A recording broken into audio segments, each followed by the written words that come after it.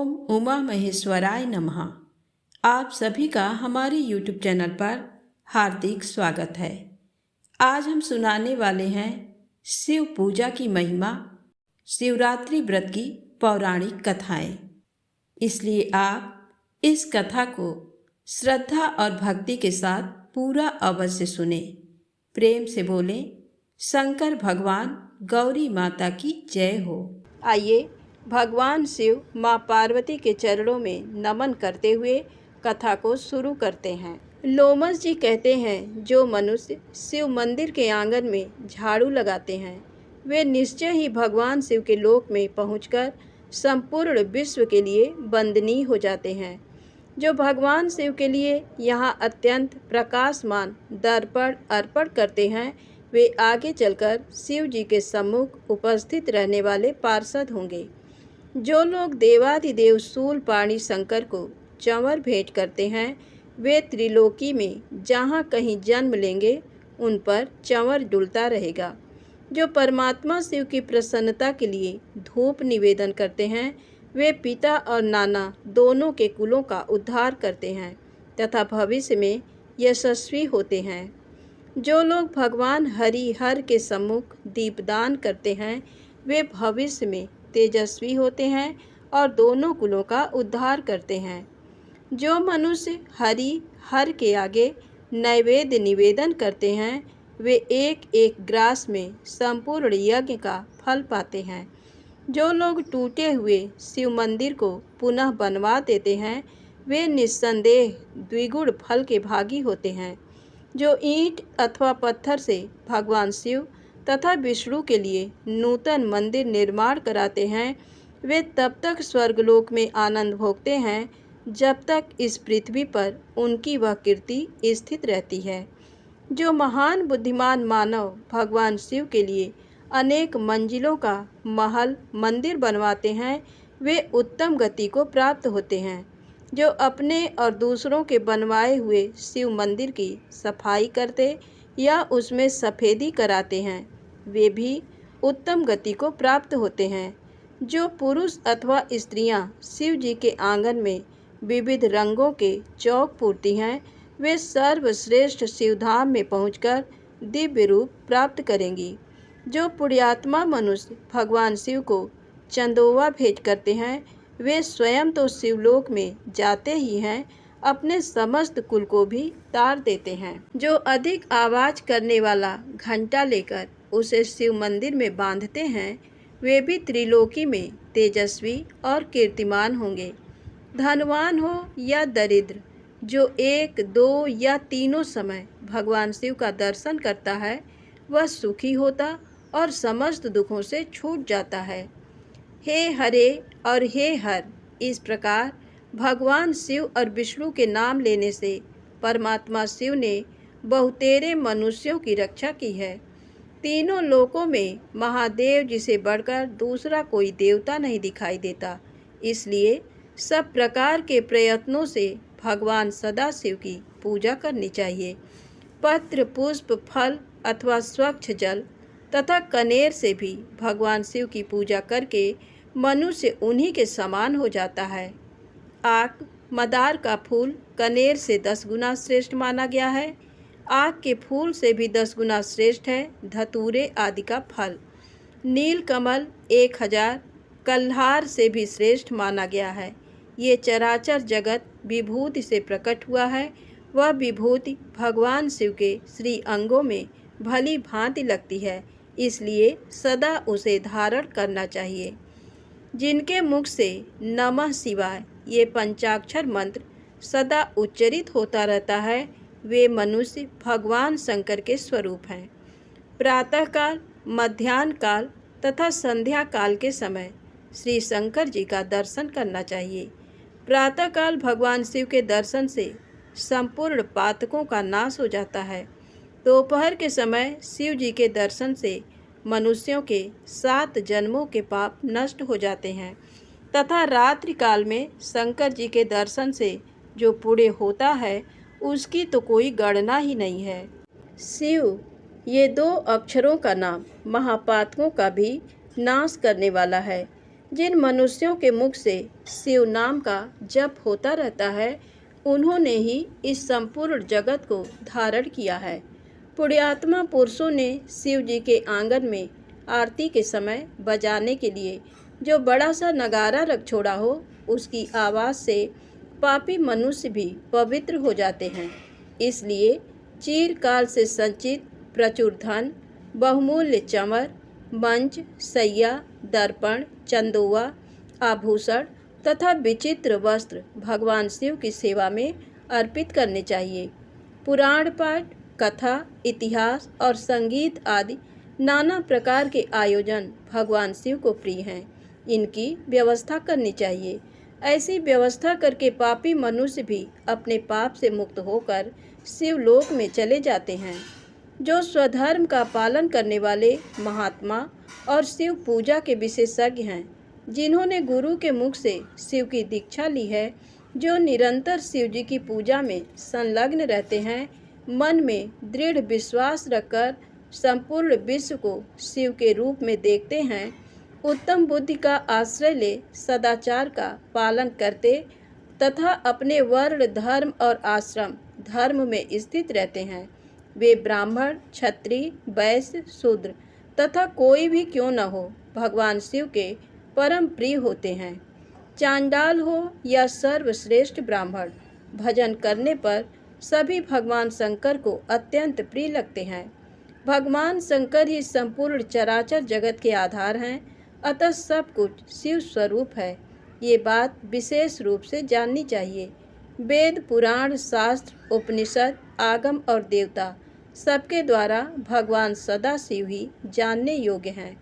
मनुष्य निष्काम हो या सकाम, सबको भगवान सदाशिव की आराधना करनी चाहिए। अब सुनते हैं नंदकेश्वर लिंग की महिमा का वर्णन। एक बार ऋषियों ने कहा, हे सूत जी, हम पर कृपा करके नंदकेश्वर लिंग की महिमा के बारे में बताइए। ऋषियों का अनुरोध मानकर सूत जी ने नंदकेश लिंग की महिमा के विषय में बताना शुरू किया। सूत जी बोले, रेवा नदी के किनारे कर्णी नामक नगरी है।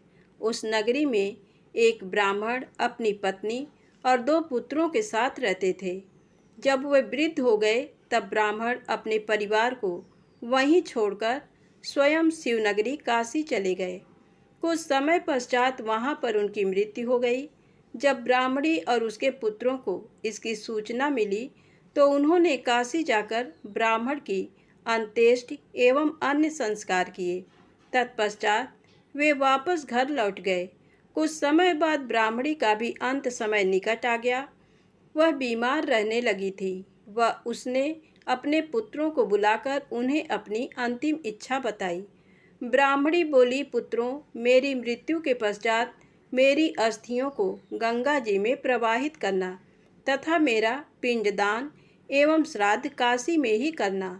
पुत्रों ने उनकी इच्छा पूरी करने का वचन दिया। जैसे ही बड़ा पुत्र सुबाद माता के लिए पानी लेने गया, उसने प्राण त्याग दिए। अपनी माता की आखिरी इच्छा पूर्ण करने हेतु सुबाद ने उसकी अस्थियों को काशी ले जाने का निश्चय किया। उसे 20 योजन का मार्ग तय करना था। रास्ते में ही रात घिर गई। तब सुबाद एक ब्राह्मण के यहाँ रात गुजारने का फैसला किया। उस ब्राह्मण के घर रुककर सुबाद भगवान शिव का पूजन करने के पश्चात वहीं पर विश्राम करने लगा। तभी वहाँ उसे एक अद्भुत बात दिखाई दी। सूत जी बोले, हे ऋषियों, जिस ब्राह्मण के घर में सुबाद ठहरा था, वह सुबह शाम दोनों समय अपनी गायों का दूध निकाला करता था। आज भी उसने अपनी स्त्री से कहा कि बर्तन दे दो, मैं दूध निकालता हूँ। तब उसकी पत्नी ने दूध का पात्र दे दिया और बछड़े को खोलकर गाय के पास भेज दिया। परंतु बछड़े ने जैसे ही थोड़ा सा दूध पिया, उसे तुरंत गाय के पास से हटा दिया। माँ के पास से हटा देने पर बछड़ा उछलने लगा, जिससे ब्राह्मण के पैर में ठोकर लग गई। क्रोधित होकर ब्राह्मण ने बछड़े को बहुत पीटा और गाय का दूध निकाल लिया।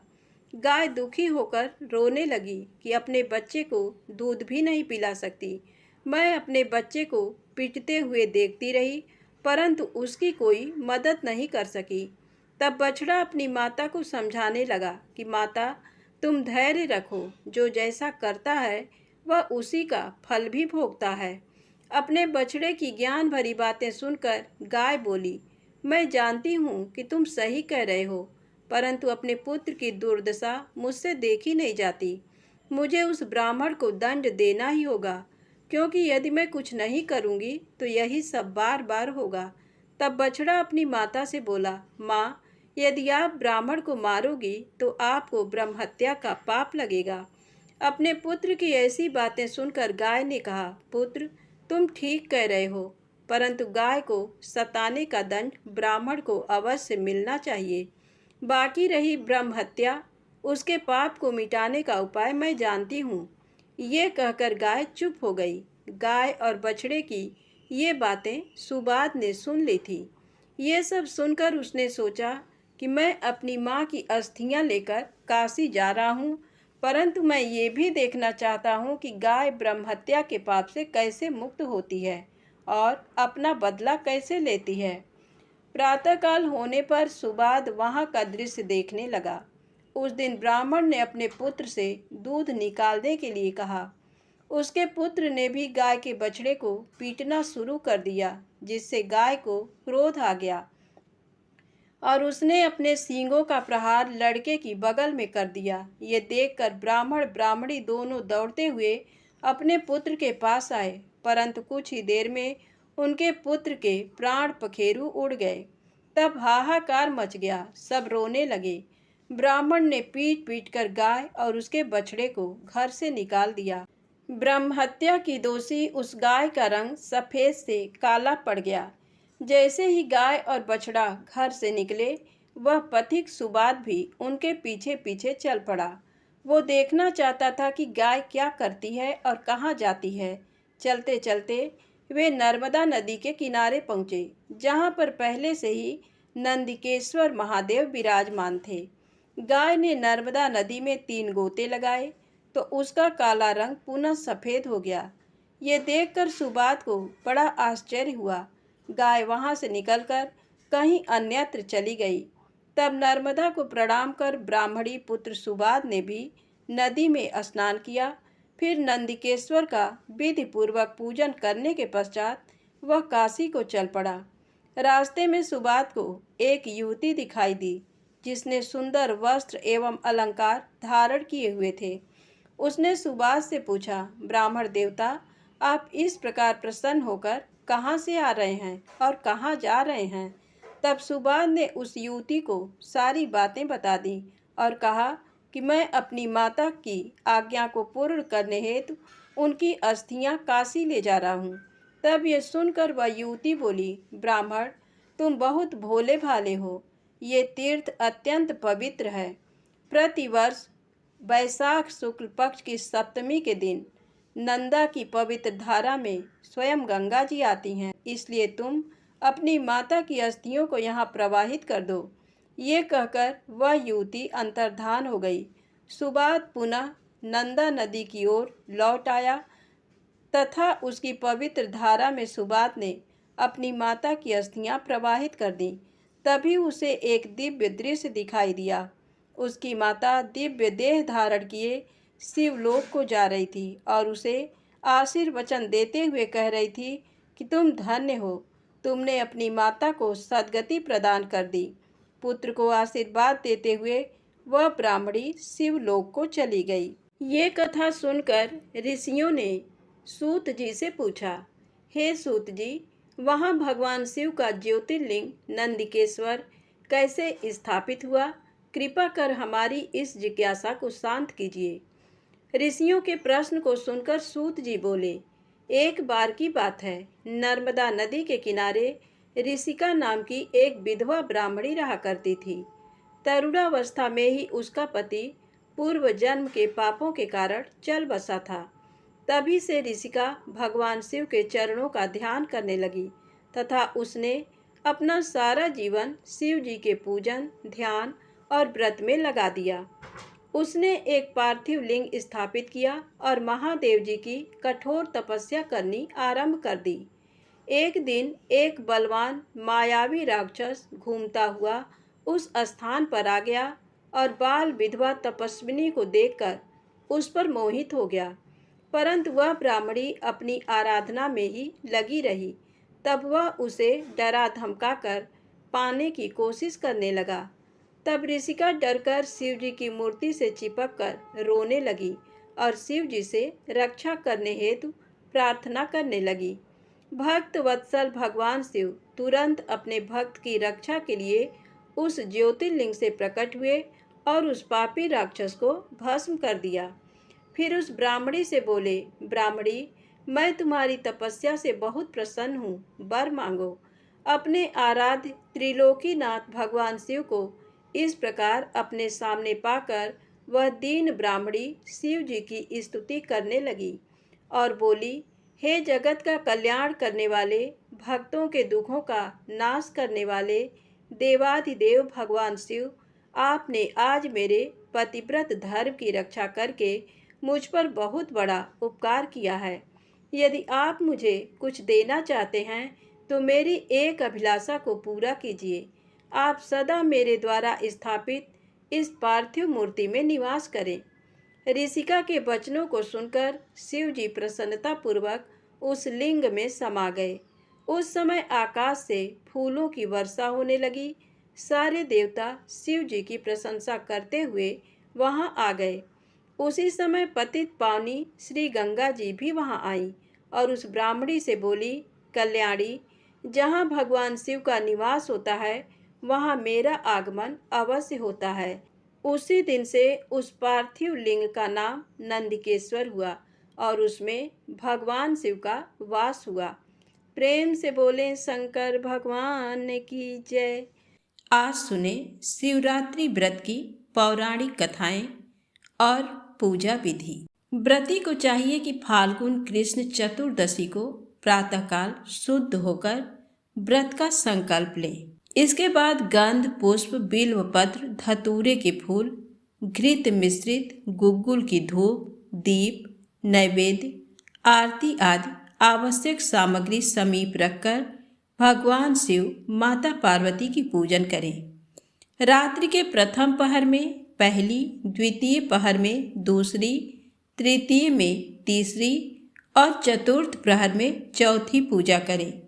चारों पूजन पंचोपचार, षोडशोपचार या राजोपचार जिस विधि से बन सके समान रूप से करें और साथ में रुद्र पाठ आदि भी करते रहें। सामान्य रूप से पूजा करने में भगवान शिव को पंचामृत से स्नान कराएं। उसके बाद केसर जल चढ़ाएं। उस दिन पूरी रात दीपक जलाएं, चंदन का तिलक लगाएं। 3 पत्तों वाला बेलपत्र, भांग, दूध एक साथ मिलाकर धतूरा, गन्ने का रस, जायफल, कमलगट्टे, फल, मिष्ठान, मीठा पान, इत्र व दक्षिणा चढ़ाएं। सबसे बाद में केसर युक्त खीर का भोग लगाकर प्रसाद बांटें। ओम नमो भगवते रुद्राय, ओम नमः शिवाय, रुद्राय, संभवाय, भवानी पते नमो नमः मंत्रों का जाप करें या फिर सरल ओम नमः शिवाय मंत्र का भी जाप कर सकते हैं। पूजा की समाप्ति में आरती, मंत्र, पुष्पांजलि और अर्घ्य परिक्रमा करें। इस दिन शिव पुराण का पाठ जरूर करें। महाशिवरात्रि के दिन रात्रि जागरण भी किया जाता है।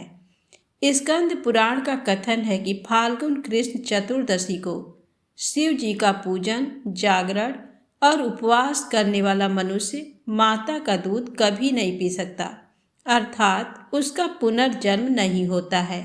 शिवरात्रि व्रत की महिमा मुक्ति प्रदान करने वाली है।